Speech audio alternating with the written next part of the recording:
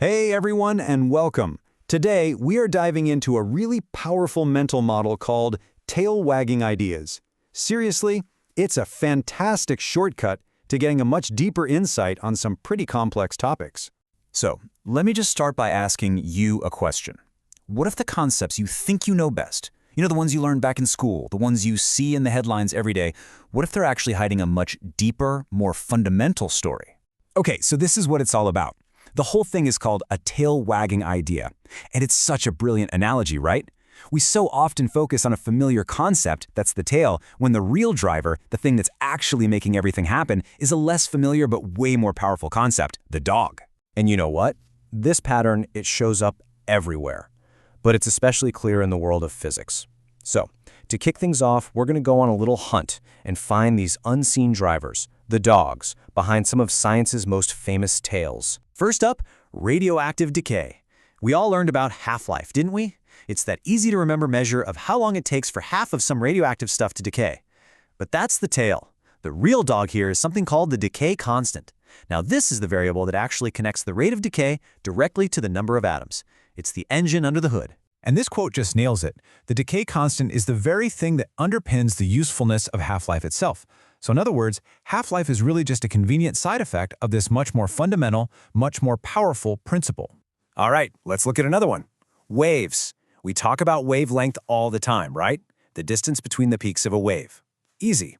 But the dog wagging this tail is actually spatial frequency, which measures cycles per meter. And why should you care?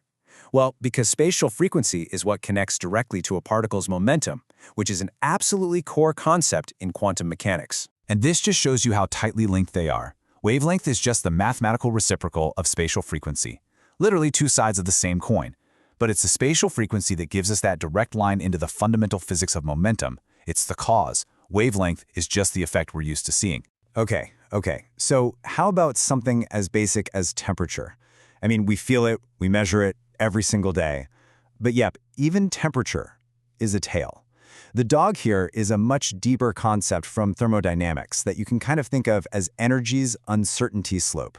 Basically, it's a measure of how much the disorder, or entropy, of a system changes when you add just a little bit of energy. It's a way more direct way to understand the fundamental laws of heat and energy. And this just goes to show that even our most basic ideas sometimes need a serious upgrade. We all learned that velocity is just distance over time, right? That's called coordinate velocity. But here's the problem. It completely breaks down when you get close to the speed of light. The dog, in this case, is proper velocity, which measures speed from the traveler's own perspective. And this is the key. It works at any speed, even in the totally mind-bending world of curved spacetime. And that right there is why it's so incredibly powerful. Proper velocity, quote, bypasses the limited utility of coordinate velocity, especially at these insane hyper-relativistic speeds. When physics gets really weird, you have to look past the tail to find the tool that actually gets the job done. But look, this way of thinking isn't just for physicists in a lab. Not at all.